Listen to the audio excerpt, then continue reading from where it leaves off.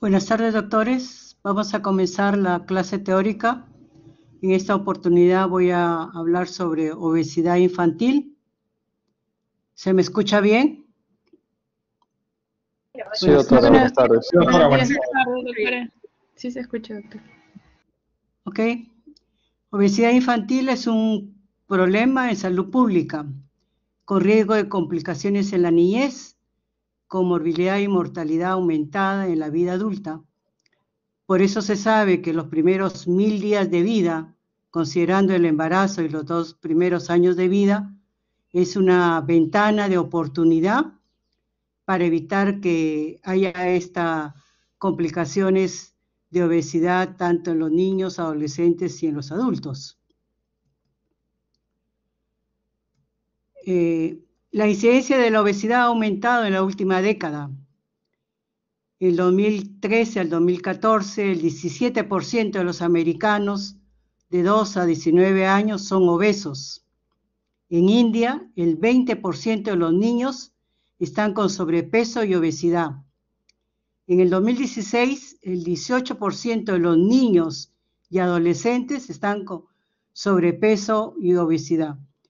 En el 2016, 340 millones de personas entre 5 y 19 años tenían sobrepeso y obesidad. Entonces, para que vean que la obesidad ha aumentado tremendamente en la última década. Y también en los niños, ¿no?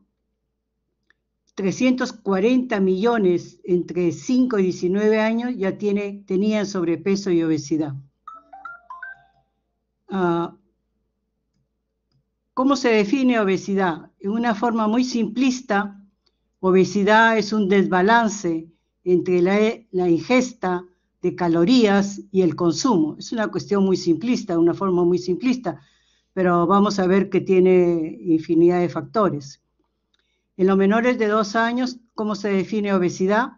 Con la gráfica de la Organización Mundial de la Salud, se usa el parámetro peso para talla en percentiles. En los mayores de 2 años se usa la gráfica del CDC y se usa el índice de masa corporal en percentiles. ¿Qué cosa es el índice de masa corporal? Es igual al peso en kilos sobre talla en metro cuadrado. Entonces, cuando uno usa el índice de masa corporal, ¿cómo se define sobrepeso? Cuando está entre 85 y 95 percentil. Pero cuando uno usa el valor de Z, desviación estándar, sobrepeso se define cuando es mayor de 2 desviaciones estándar. Obeso es cuando el percentil es mayor de 95 percentil. Cuando uno usa el valor de Z para desviación estándar, obeso es mayor de 3 desviaciones estándar. Pero ¿cuáles son los factores de riesgo? Hay factores epigenéticos, ya bien demostrados en obesidad. Hay factores epigenéticos, llamándose factores epigenéticos a los factores que influyen en los cambios de la función de los genes. Son cambios heredados que expresan los genes, pero sin cambiar la secuencia del DNA. Estos cambios epigenéticos incluyen lo que es alteración de la metilación del DNA, modificación de las histonas y otros procesos relacionados con la epigenética que podría aumentar la susceptibilidad para ganar peso, ¿no? Estos son los factores epigenéticos y factores ambientales. Entre los factores prenatales, y esto es importante considerar en pediatría, cuáles son los factores prenatales que pueden llevar a obesidad. Cuando el peso es alto antes del embarazo, en mujeres que antes del embarazo tienen peso alto, son obesas, alta ganancia de peso durante todo el embarazo, peso alto del niño al nacer, la madre fumadora y obesidad sobre todo en los padres. No, estos son factores de riesgo prenatales.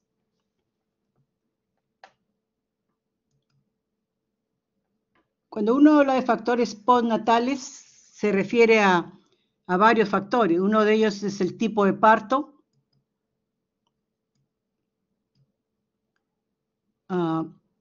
cesárea, y aquí vemos, por ejemplo, la importancia que tiene la microbiota intestinal, sobre todo la disbiosis, y uno de los factores que intervienen en la microbiota intestinal es el tipo de parto, la cesárea, y se sabe, por ejemplo, que la disbiosis y el tipo de parto que influye en la disbiosis tiene mucha incidencia en lo que es en el futuro de la obesidad. El otro es el poco tiempo de lactancia materna. La lactancia materna tiene un efecto protector contra la obesidad. Entonces, cuando hay poco tiempo de lactancia materna y se refiere a menos de 6 meses, hay una incidencia o riesgo de obesidad. Otra es la ingesta calórica aumentada, comenzar una dieta complementaria temprano. ¿A qué se llama eso? Comenzar antes de los 4 meses a darle comida a los bebés. Y acá viene lo que se llama la programación metabólica, cuando las fórmulas o las comidas de los niños, las fórmulas sobre todo, tienen alta cantidad de proteínas. Está demostrado en trabajos de investigación que cuando uno da proteínas altas en los niños lactantes, en los niños infantes, tiene alta incidencia de obesidad en el futuro. Otra es la actividad física disminuida, sobre todo mucho sedentarismo, muchas horas de pantalla frente a un televisor, a un celular, pocas horas de sueño. Eso está relacionado mucho con lo que es la obesidad, y la microbiota intestinal, que ya hemos dicho, sobre todo en lo que es la disbiosis. ¿Cuáles son las etiologías de obesidad? Hay la obesidad constitucional, en la cual los factores ambientales son los más importantes, que es el 95% de los casos.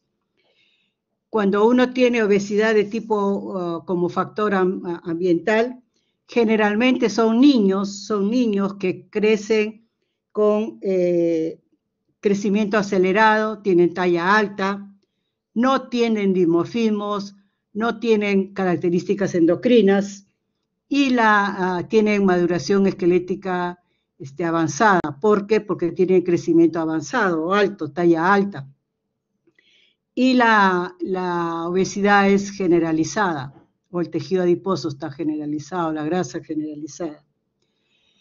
Lo que es patológico, tenemos ya, cuando es patológico, la obesidad es central, hay retardo en el crecimiento, por lo tanto la maduración esquelética está retardada,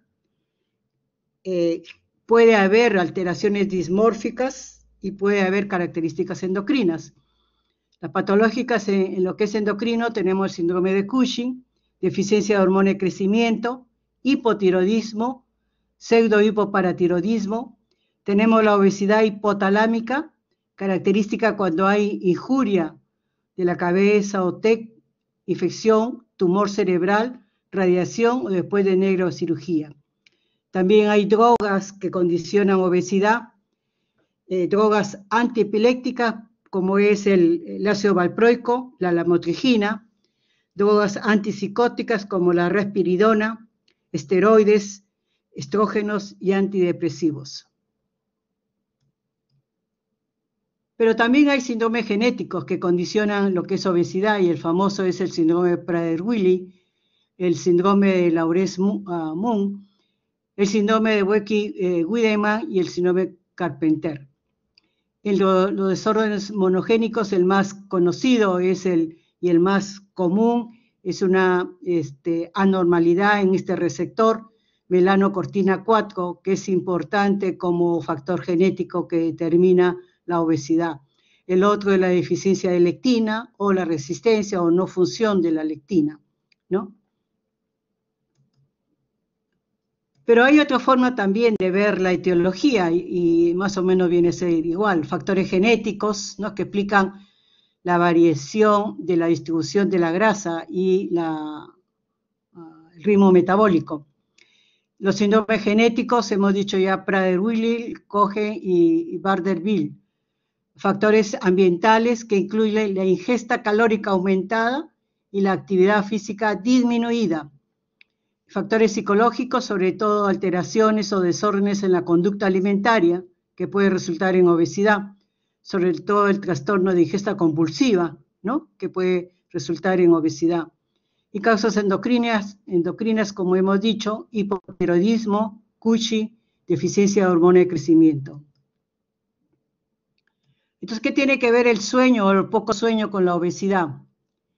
El sueño ayuda a mantener un balance entre las hormonas, entre la grelina, que regula el apetito, y la leptina, que regula la saciedad.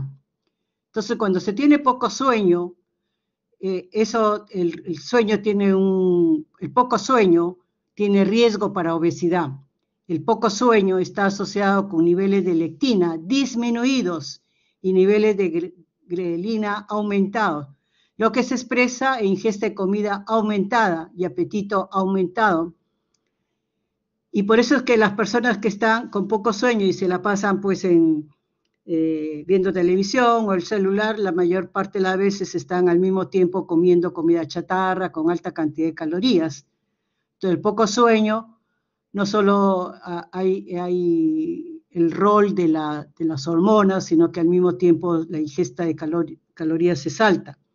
Entonces, la leptina está comprometida o está relacionada con la saciedad, en cambio, la grelina está relacionada con el apetito. Pero el poco sueño también da una tolerancia a la glucosa disminuida y por lo tanto una resistencia aumentada a la insulina, lo que aumenta el riesgo para diabetes. Por otro lado, la obesidad también causa apnea del sueño y esto da lugar a patrones alterados en el sueño.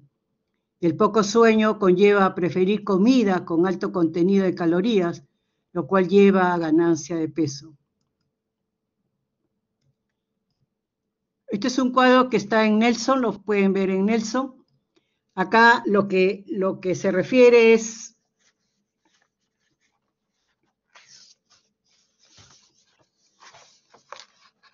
el balance de las reservas de energía y el control de la ingesta de la comida, o sea, el apetito y la saciedad.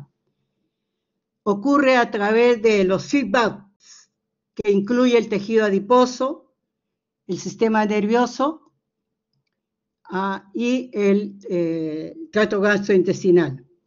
Las hormonas gastrointestinales como la colecistoquinina, el péptido 1 como el glucagón, el péptido YY y la vía del nervio vago, ¿no? Tienen que ver con la saciedad. La grelina estimula el apetito. El tejido adiposo interviene en este feedback a través de la secreción de la adiponectina y de la leptina. Los adipocitos, que son los adipocitos, secretan adiponectina hacia la sangre y los niveles reducidos se encuentran cuando hay obesidad. Estos niveles reducidos de adiponectina son asociados con sensibilidad disminuida a la insulina y eventos adversos cardiovasculares.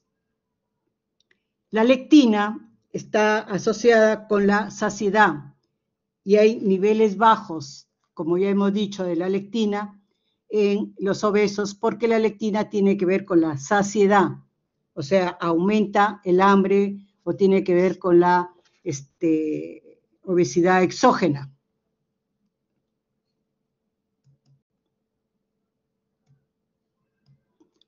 Entonces, cuando uno tiene un niño, ¿cómo uno evalúa a un niño obeso, no? Primero hay que ver antecedentes personales, ¿no? Factores de riesgo, prenatales, postnatales, ¿no? Ver la curva de crecimiento, seguir al niño con su cartilla de crecimiento, y si es que tiene antecedentes patológicos, ¿no? Patrones de alimentación en la familia y el paciente, sobre todo qué tipo de comida tiene la paciente y la familia sobre todo, ¿no? Porque si la mamá y el papá, el abuelo, el tío son obesos y tienen comida chatarra o comen en la calle, Entonces se sabe, por ejemplo, que una comida chatarra es alrededor de 2000 calorías. Y igual las bebidas o los jugos azucarados o las bebidas azucaradas, la cantidad de calorías es altísima. También hay que ver los patrones de actividad física, si la familia tiene algún régimen de caminar o hacer gimnasia, igualmente el paciente. Si hay una historia familiar de obesidad y sobre todo si tiene una historia familiar cardiometabólica, ¿no? La familia. Preguntar el uso de medicamentos, como ya hemos dicho, antipsicóticos, antiepilépticos, antidepresivos, corticoides también, si es que usan, ¿no? Que están asociados a obesidad. Apetito aumentado con una obesidad de inicio reciente podría indicar una lesión hipotalámica, ¿no? Por ejemplo, la obesidad hipotalámica, que generalmente uno lo ve, una obesidad de inicio reciente, características de presión intracraniana aumentada, historia de TEC, neurocirugía sugiere una causa neurológica. Entonces, en el examen físico, ¿qué es lo que uno tiene que buscar en un paciente obeso? Primero, tomar en todo niño la presión arterial para ver si tiene hipertensión. Esto está asociado pues, con Cushing, síndrome metabólico. Ver si tiene acantosis nigricans, esto se ve en diabetes tipo 2. Ver si hay hirsutismo, esto se ve en síndrome de ovario poliquístico. Palpar tiroides, si hay bocio, posible hipotiroidismo, dolor en el cuadrante superior derecho, eso se ve si hay cálculos o enfermedad de la vesícula. Por ejemplo, se sabe mucho que sobre todo hay precipitación de cálculos en la vesícula cuando hay un ritmo intermitente en ayuno, sobre todo cuando hay ayuno prolongado y hay una alteración de la viscosidad de las sales biliares, se precipitan y dan lugar a cálculos vesiculares y puede dar a litiasis vesicular en los obesos. Ver si hay estrías, como el síndrome de Cushing, ver las amígdalas para ver si hay hipertrofia. Eso se ve, por ejemplo, en el apnea del sueño obstructiva, que se ve en obesos. Ver características dimórficas en la cara, ¿no? Y evidencia esto de un síndrome genético, ¿no? Poco movimiento en la cadera, que hay luxación de la cabeza del fémur, manos y pies pequeños con criptorquidia, síndrome de Prader-Willi, en la cual hay hipogonadismo, hipotonía neonatal, eso se ve mucho en Prader-Willi. Y la enfermedad de Bloom, que es un arqueamiento de las piernas o tibia vara. Acá hay una imagen de una adolescente con acantosis nigricans, ¿no? Entonces, en el cuello se ve esta imagen así. Igual, esta es acantosis nigricans en la parte posterior del cuello en una niña con obesidad, ¿no? Esta es la acantosis nigricans. Esto es clásico en los niños obesos que tienen resistencia a la insulina. Aquí vean un niño con el síndrome de Laurence-Moon. Noten la obesidad central y la hipoplasia genital, ¿no?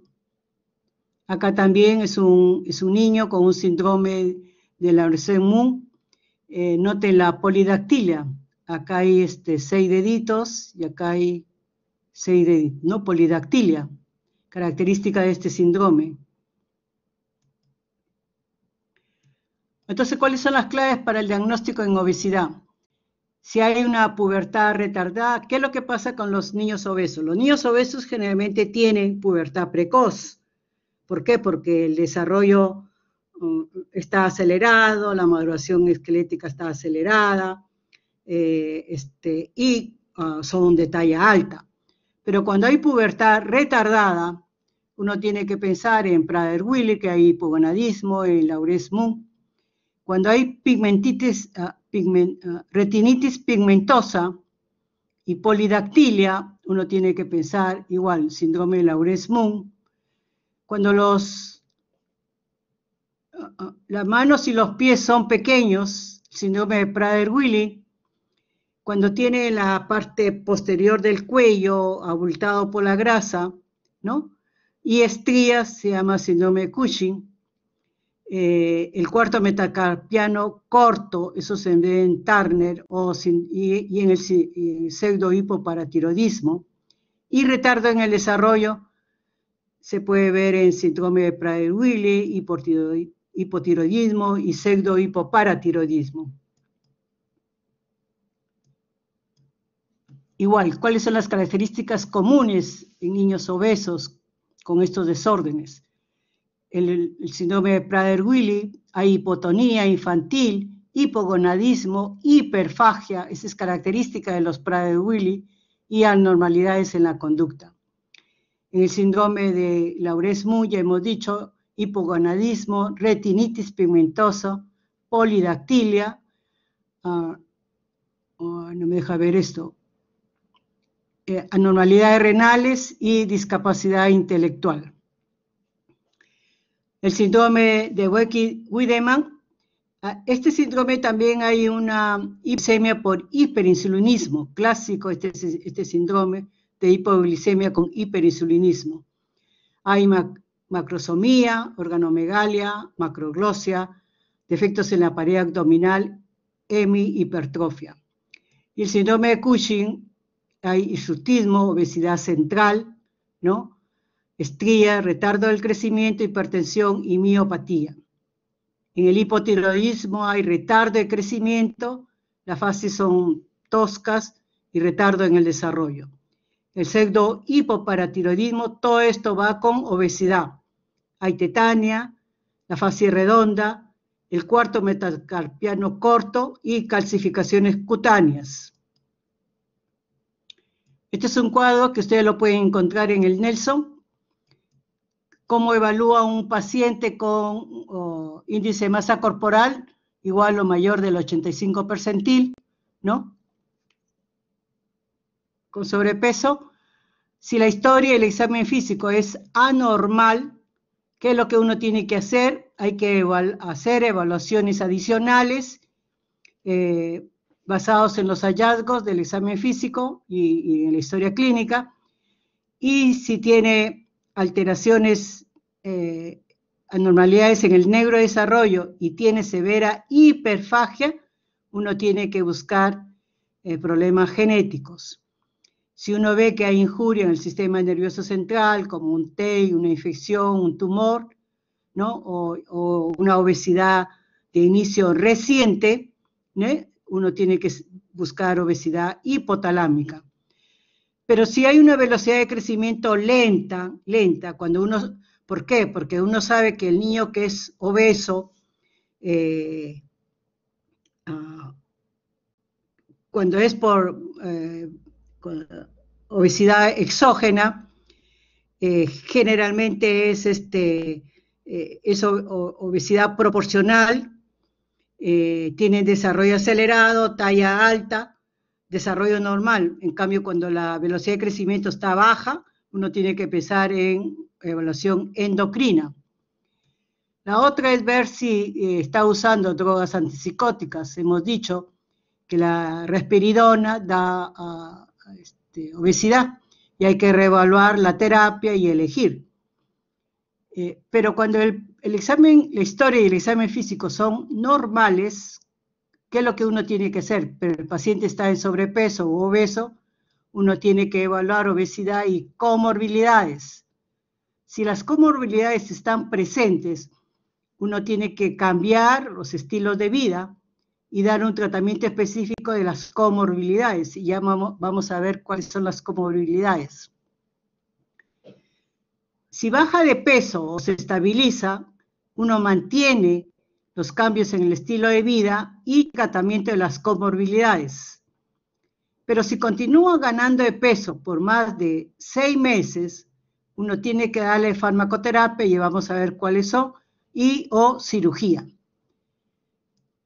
Si el examen físico es normal, pero el paciente está en sobrepeso o obeso, pero no hay comorbilidades, entonces no hay comorbilidades, hay que insistir en los cambios de estilo de vida, ¿no? Iniciar con los cambios de estilo de vida, y si pierde peso o se estabiliza, se mantiene los cambios de estilo de vida, pero si continúa ganando de peso, hay que buscar, evaluar comorbilidades, ¿no? De obesidad.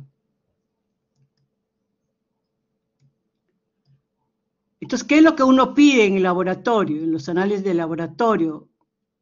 ¿Qué exámenes de laboratorio deben ser hechos para adolescentes obesos o niños obesos? Uno es transaminasas, ¿no?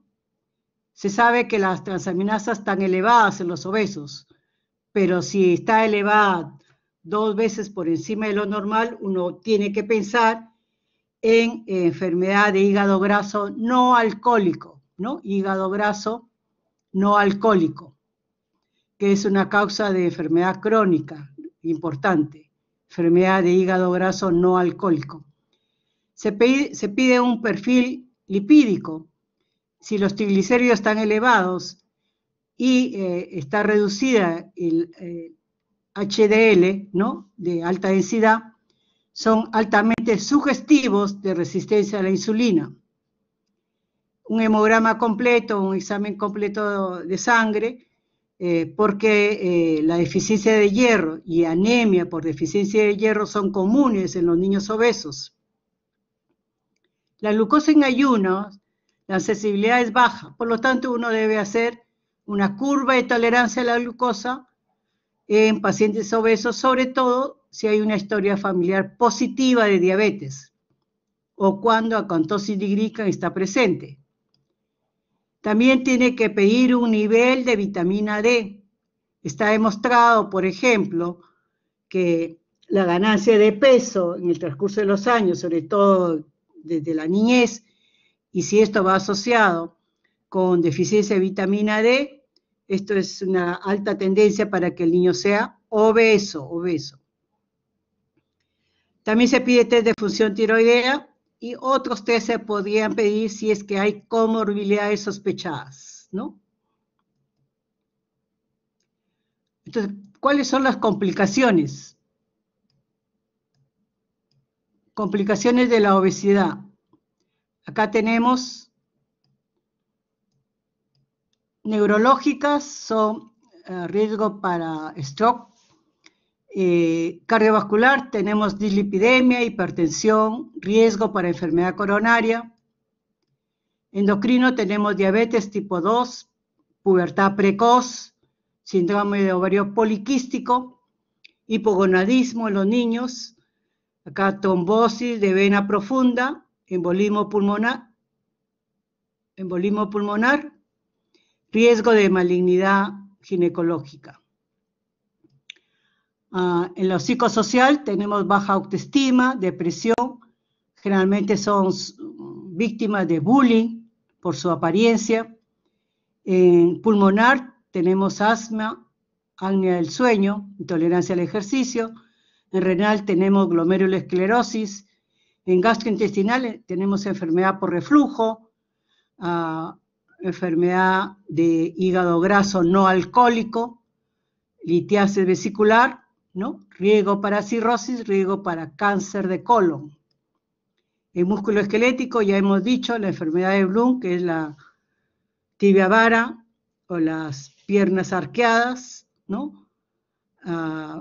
Luxación de la cabeza del fémur, pies plano.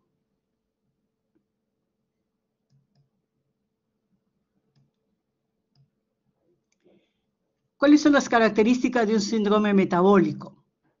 Uno tiene que pensar en síndrome metabólico en un paciente que tiene sobrepeso y obesidad y que tiene un metabolismo de la glucosa normal, una tolerancia a la glucosa anormal. Tiene resistencia a la insulina, dislipidemia, hipertensión e hígado graso no alcohólico. Entonces, ¿cómo se hace el diagnóstico del síndrome metabólico? Si el niño es mayor de 10 años, se requiere una obesidad abdominal, o sea, la circunferencia de la cintura, con un percentil mayor del 90% en circunferencia de la cintura. Y la presencia de 2 o más de las siguientes características. Cuando los triglicéridos son mayor de 150 y el HDL de alta densidad es menor de 40 miligramos por decilitro, la presión arterial sistólica mayor de 130 y la diastólica mayor de 85 y la glucosa está elevada. O sea, cuando tiene obesidad central, ¿no? Circunferencia de la cintura, y tiene 2 o más triglicéridos aumentados, presión arterial aumentada y glucosa elevada. Pero ¿cuál es el problema? ¿Por qué hay que tomar conciencia de este problema? Porque el 15% de los lactantes obesos son obesos en la vida adulta o van a ser obesos en la vida adulta. El 25% de los niños obesos serán obesos en la vida adulta. Y el 80% de los adolescentes obesos serán obesos en la vida adulta, ¿no? O sea, el riesgo es bien alto y las complicaciones son mayores, ¿no? Por la pandemia del COVID-19 y el confinamiento ha hecho que el 28% de los niños con sobrepeso han pasado a ser obesos.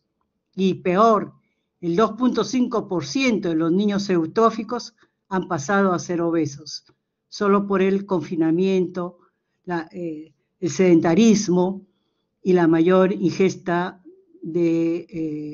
calórica, ¿no?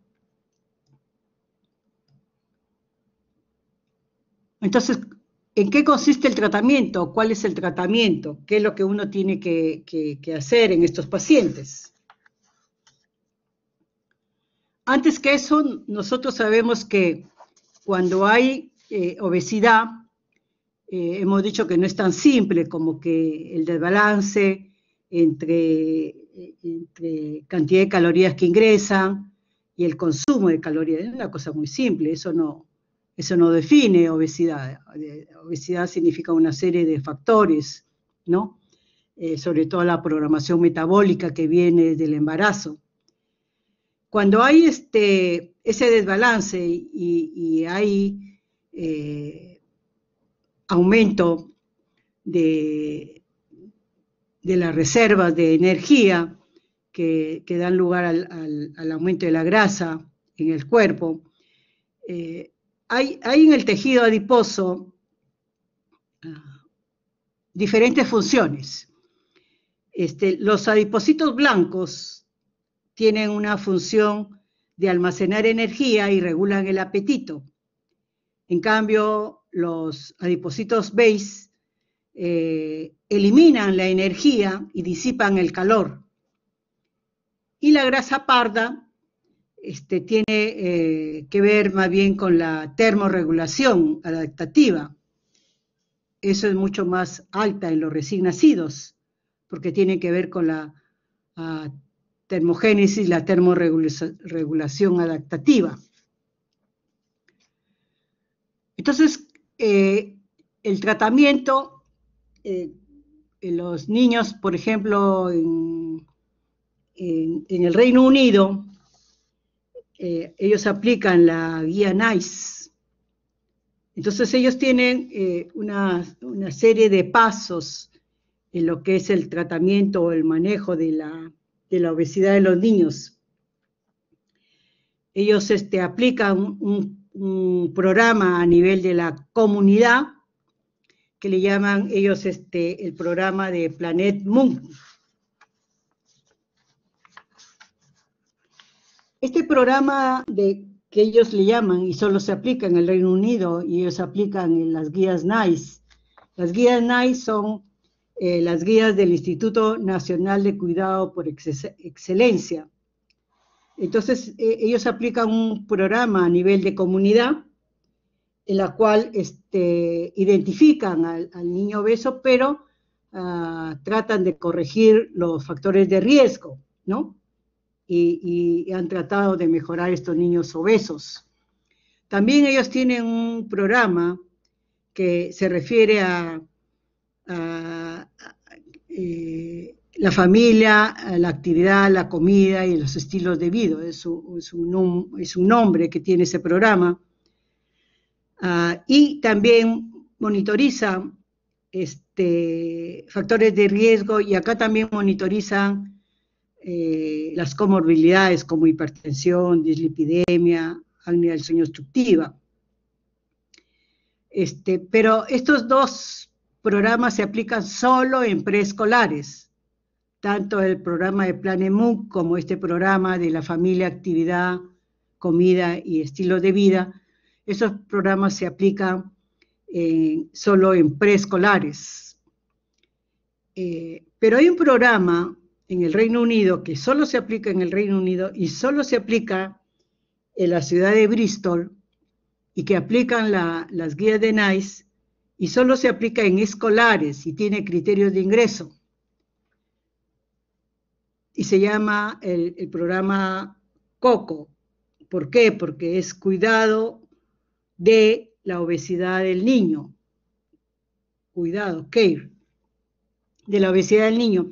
Entonces, pero solo admite niños en edad escolar. ¿Y eso por qué? ¿Por qué hicieron o por qué se esmeraron en estos planes de trabajo o programas?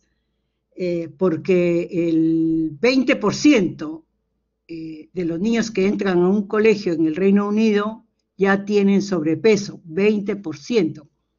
Por eso es que aplicaron estas guías de NICE en forma estricta, tanto a nivel de comunidad o primer nivel, o en hospitales o en tercer nivel, ¿no? El programa que se aplica en edad escolar ha tenido éxito, porque el 85% de los de los niños o de las edades de 5 a 18 años que ingresaron a este programa, el 85% redujo su índice de masa corporal después de un año de haber ingresado al programa. Entonces funciona. El problema es que la Academia Americana de Pediatría todavía no lo ha asumido, puesto que esto solo se ha aplicado en el Reino Unido. Pero el Reino Unido ya tiene estudios en los cuales demuestran su eficacia. En estos programas ya han bajado el índice de masa corporal en los niños que ingresan a estos programas, ¿no? Y la gran mayoría de estos programas, básicamente lo que es cambiar estilos de vida, cambiar las conductas, cambiar los estilos de vida. En eso, básicamente, por supuesto que cuando uno habla de cambiar conductas y cambiar estilos de vida, se refiere a actividad física, se refiere a tipo de dietas, se refiere a horas de pantalla, pero sobre todo una alimentación saludable, ¿no? Pero sobre todo cambios de conducta y cambios de estilo de vida, ¿no? Entonces el tratamiento uno debe hacer cambios de conducta y estilo de vida dirigidos a bajar el índice de masa corporal. Tiene que indicar prácticas de una dieta saludable, ¿no? Cuando uno habla de dieta saludable no se refiere pues a la pirámide antigua, ¿no? La famosa pirámide que sucedió muchos años a nivel mundial. Ahora se acepta mi plato, ¿no? Y eso ya hablamos en otra oportunidad sobre mi plato para una dieta saludable. O sea, la proporción de alimentos que tiene que tener una comida saludable.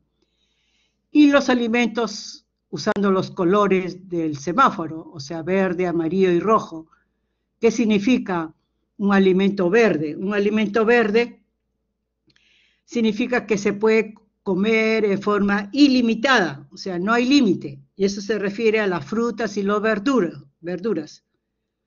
No hay límite, se puede comer cualquier cantidad. no límite. El amarillo está limitado, ¿no?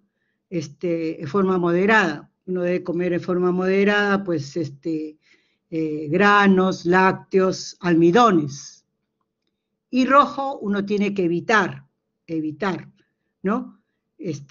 Sobre todo cuando, y peor si son obesos, ¿no? Evitar carnes grasosas, comida frita y sobre todo las bebidas azucaradas, ¿no? O sea, usando los colores verde ilimitado, amarillo limitado y rojo infrecuente o evitado, hay que evitar.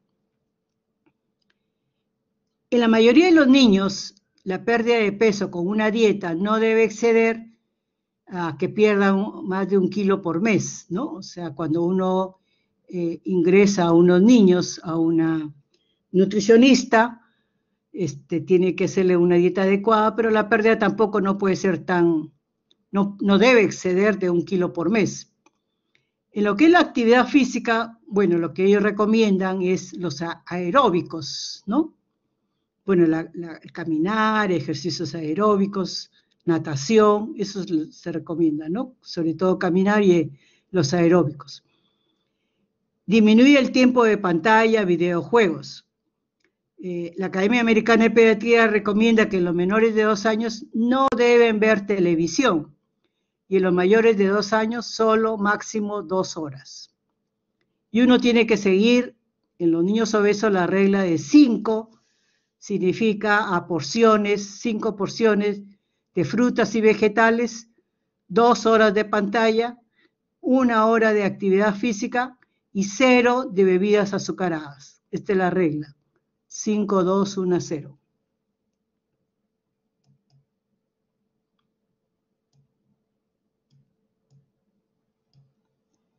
Pero cuando uno comienza a tratar a un niño, un escolar, un niño con sobrepeso o obeso, primero uno tiene que hacer una reunión motivacional.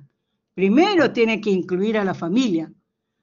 O sea, acá es obligada la familia, porque la familia tiene que, primero, hacer conciencia de que si su niño está con sobrepeso o obeso, la mortalidad en los adultos es alta para estos niños con sobrepeso y obeso. O sea, primero tienen que tener conciencia que seguir obeso o con sobrepeso le va a llegar muchas complicaciones y mayor mortalidad. ¿No? Eso es lo primero, sobre todo cardiovascular. O sea, motivar a la familia y al paciente, ¿no? Establecer pequeñas metas que se puedan alcanzar. O sea, por ejemplo, no puede bajar pues 5 kilos en un mes, ¿no? Máximo 1 kilo por mes, ¿no? Metas que se puedan alcanzar. Establecer tiempos de la comida familiar, o sea que ideal es que por lo menos una comida esté toda la familia reunida, una comida por lo menos. En lo que es medicamentos, solo la Academia Americana de Pediatría recomienda medicamentos por encima, o la FDA recomienda medicamentos por encima de los 12 años, el Orlistat.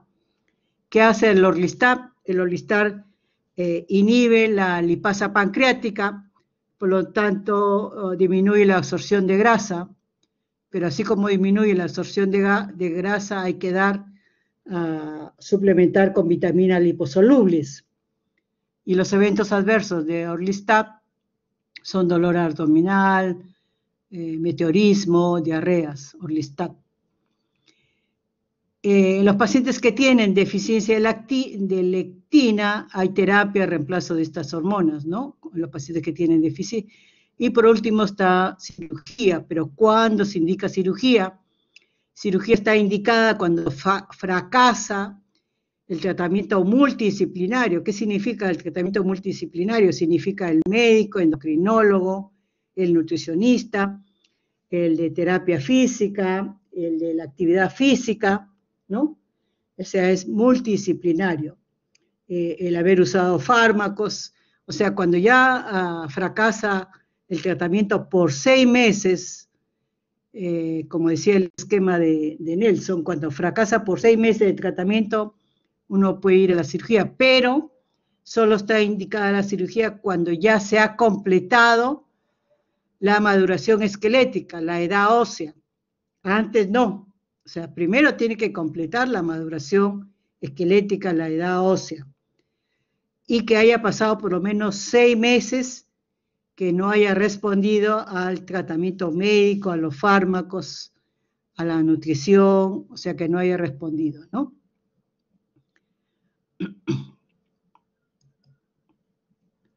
Este es un esquema de...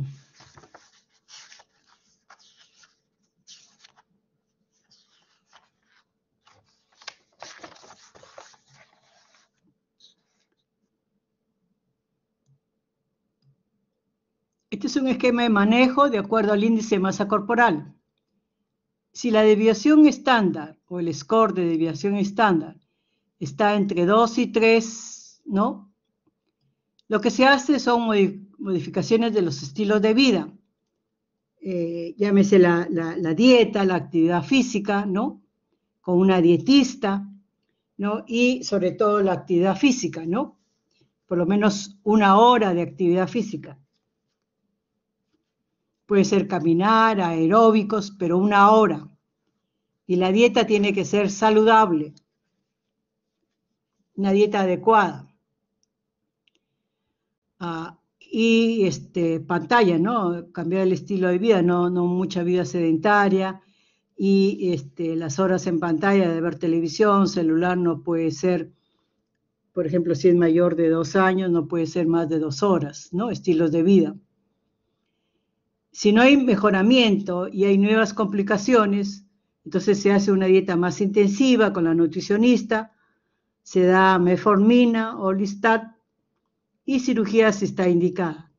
La metformina está indicada en los niños que tienen resistencia a la insulina, en los que tienen diabetes tipo 2, en los que tienen enfermedad hígado graso no alcohólico y enfermedad de ovario poliquístico, que son complicaciones o circunstancias asociadas a obesidad.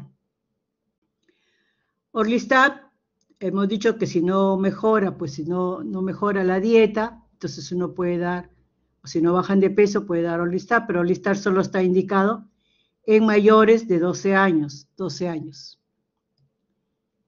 Cuando el índice de masa corporal es mayor de 3.5, el score de desviación estándar, hay que ver complicaciones, ¿no?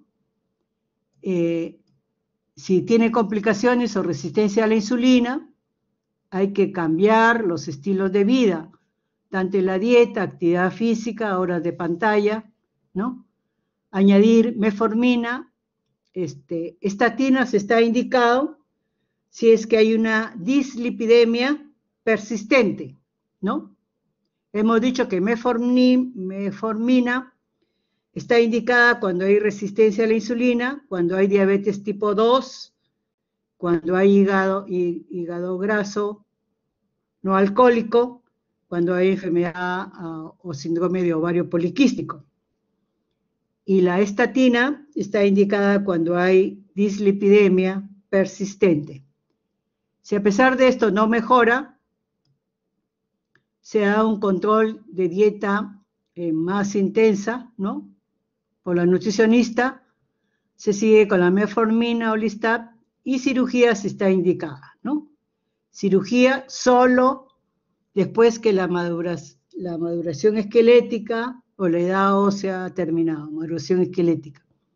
Solo si después de 6 meses de tratamiento con medicamentos, dietas, actividad, ejercicios no baja, entonces y solo si ha fallado el tratamiento 6 meses y después que ha terminado la maduración esquelética.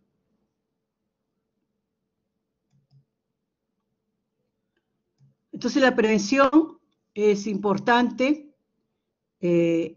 comenzar en el embarazo, o sea, en el prenatal y durante el embarazo, controlar la ganancia de peso, enfermedades en el embarazo, el cigarro, en la infancia, ver lactancia materna, qué tipo de dietas, ¿no?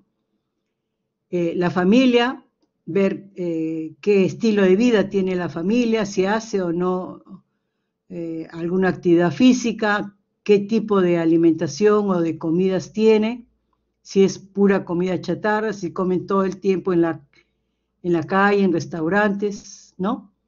El colegio es importante, por ejemplo, evitar esas máquinas dispensadoras de alimentos, o los kioscos, ¿no? Porque ahora ya se ha arreglado con una ley que los kioscos no pueden dar pues comida chatarra, ¿no? En la comunidad igual, ¿no? Hacer ciclovías o vías o parques para ejercicios aeróbicos, ¿no? La comunidad es importante también para tratar de que el personal haga deporte, ¿no? El personal de salud es importante, los médicos tienen que saber qué significa obesidad, cuáles son los problemas, las complicaciones, ¿no? A largo plazo. Y ante un niño con sobrepeso o obesidad, tratar de hacer un esquema de tratamiento y ver metas posibles para que el niño no avance con el sobrepeso y obesidad. En la industria igual, regular la industria, o dar, por ejemplo, premios a las industrias que promocionan comida no chatarra o comida con bajas calorías, ¿no? Igual el gobierno, agencias regulatorias que pueden ayudar con leyes que eviten comida chatarra, ¿no? Y creo que la última, ¿alguna pregunta?